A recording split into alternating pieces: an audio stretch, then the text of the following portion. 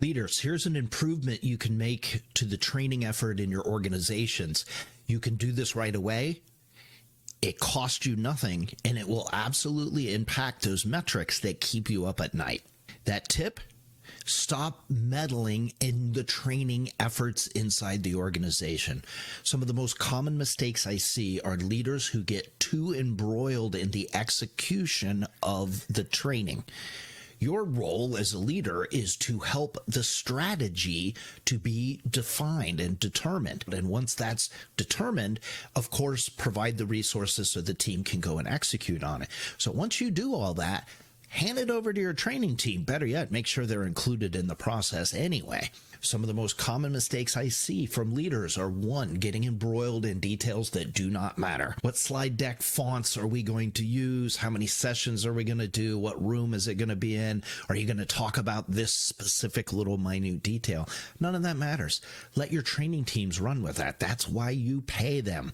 The second big common mistake is trying to dictate to the training team how the training should be done. Trainers, good trainers, should have a defined process of how they build their trainings, which includes analysis. In other words, they're going to ask all the right questions and go through their diagnostic process to determine, should this be in person? Should it be virtual? How many sessions do we need? Can we utilize e-learning?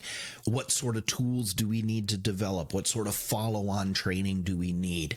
Etc., etc. So let your training teams do that. The third big mistake I see: leaders insist on coming to the training itself and then taking it over. Now, I'm not suggesting you don't go to the training. Of course you should. And of course you should participate.